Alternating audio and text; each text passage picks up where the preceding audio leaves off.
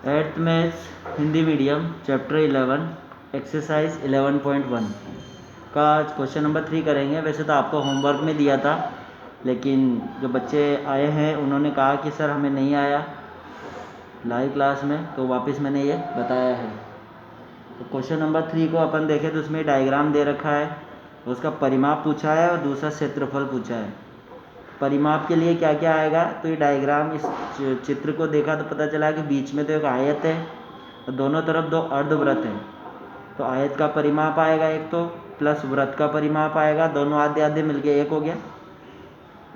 लेकिन ये आयत में ये वाली लाइन भी जुड़ गई, जबकि इस आकृति में तो ये बार बार की बाउंड्री को ही परिमाप मानेंगे। तो ये मुझे माइनस करनी पड़ेगी वापस। 2 गुणा 7, 7 ये 7 ये, तो 2 गुणा 7 माइनस होगा। फॉर्मूला लगा लिया, आयत का क्षेत्रफल 2 इंटू लंबाई प्लस चौड़ाई, और वृत्त का परिमाप 2πr माइनस 14। वैल्यू रख दी 2l की वैल्यू। अब ये l की वैल्यू 13 कैसे हुई, इसको वापस देखो। इसके लिए आपको ये पूरा 20 है, ये 7 है, 7 का ये त्रिज्या इसकी आधी होगी, पूरा व्यास है तो त्रिज्या इसकी आधी होगी। अब ये 3.5 है तो इधर भी 3.5 ही होगी, क्योंकि वृत्त की त्रिज्या है, कहीं से भी लो तो जितना 3.5 है उतना ये होगा, क्योंकि ये बराबर है। तो ये 3.5 है, 3.5। अब मुझे चाहिए ये, तो 20 में से ये दोनों 3.5 घटाएंगे, मतलब 7 घटा देंगे। तो 20 में से 7 गया तो बचा कितना, 13। ये लंबाई आ गई, चौड़ाई तो 7 हो जाएगी। लंबाई 13 प्लस चौड़ाई 7, 2 पाई का मान 22/7, आर हो गया 3.5। ये जो 3.5 आई है त्रिज्या भी है, बटे पॉइंट हटाया बटे में 10 माइनस 14, 2 मल्टीप्लाई 20, और ये जो पॉइंट हटाया 10 आया तो कट गया, 7 से 35 कट गया 5 बार। 44 को 5 से गुणा करेंगे तो ये 220 बटे 10, 60 प्लस 22 यानी कि 62, 62 में 14 माइनस करा तो 48 मीटर। ऐसे अब निकालना है आयत का क्षेत्रफल। तो क्षेत्रफल के लिए पूरे का क्षेत्रफल तो वो होगा आयत का क्षेत्रफल प्लस वृत्त का क्षेत्रफल, इसमें कोई माइनस नहीं करना। आयत का क्षेत्रफल लंबाई इंटू चौड़ाई, और वृत्त का क्षेत्रफल πr स्क्वायर, तो 13 इंटू 7, और ये पाई 22/7, 3.5 बटे 10, 3.5 3.5, पॉइंट हटाया बटे में 10, पॉइंट हटाया बटे में 10 आ गया। 7 से 35 कट गया 5 बार, 5 से 10 कट गया 2 बार, 2 से 22 कट गया 11 बार, तो 11 गुणा 35 बटे 10 आ गया।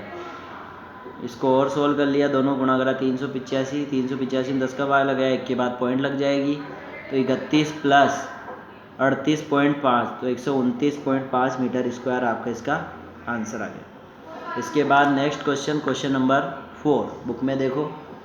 फर्श बनाने के लिए उपयोग की जाने वाली एक टाइल का आकार समांतर चतुर्भुज का है, जिसका आधार 24 सेंटीमीटर और संगत ऊंचाई 10 सेंटीमीटर है। तो टाइल का क्षेत्रफल निकल जाएगा, समांतर चतुर्भुजाकार है। समांतर चतुर्भुज का क्षेत्रफल का सूत्र होता है, समांतर चतुर्भुज आधार इंटू ऊंचाई। तो आधार दे रखा है, ऊंचाई दे रखी है, ये आ गया। फर्श का क्षेत्रफल कहा है कि फर्श इतने वर्ग मीटर में, एक फर्श को ढकने के लिए ऐसी कितनी टाइलों की आवश्यकता होगी, और कोणों में भरने के लिए टाइल अपने आप अपने हिसाब से मोड़ी जा सकती है, तोड़ी जा सकती है। तो ये एरिया फर्श का दे रखा है। अब ये मीटर स्क्वायर में है, ये सेंटीमीटर स्क्वायर में, तो इसको भी सेंटीमीटर स्क्वायर में बदलना पड़ेगा। 1 मीटर में होते हैं 100 सेंटीमीटर, और चूँकि मीटर स्क्वायर है 2 बार है, तो 2 बार 100 का गुणा हो जाएगा, तो सेंटीमीटर स्क्वायर आ गया। टाइलों की संख्या का सूत्र होगा फर्श का क्षेत्रफल बटे एक टाइल का क्षेत्रफल। तो देखो फर्श का क्षेत्रफल ये रख दिया उठा के, टाइल का 240 था, 1 0 से 1 0 कट गई। पहले इनको 4 से काट लिया, 4 6 24, 4 से 27 बार, फिर 3 से काटा, 3 3 दूनी 6, और 3 तिया 3 नाम 27, ओके। फिर 2 से 100 कट गया 50 बार, तो बचा यहाँ से 9, यहाँ से 50 और ये 100, ये आ गया। इनको गुणा किया, 450 गुणा 100 यानी कि आ गया 45,000 टाइलें। तो इस तरीके से आपको इन क्वेश्चंस को करना है। ये दोनों क्वेश्चन ही आपके होमवर्क है, question number 3 and question number 4, और क्वेश्चन नंबर 5 को भी आपको ट्राई करना है। ये दोनों तो करने ही है। क्वेश्चन नंबर 5 भी आपको ट्राई करना है। ओके, मिलते हैं कल लाइव क्लास में, तब तक के लिए थैंक यू।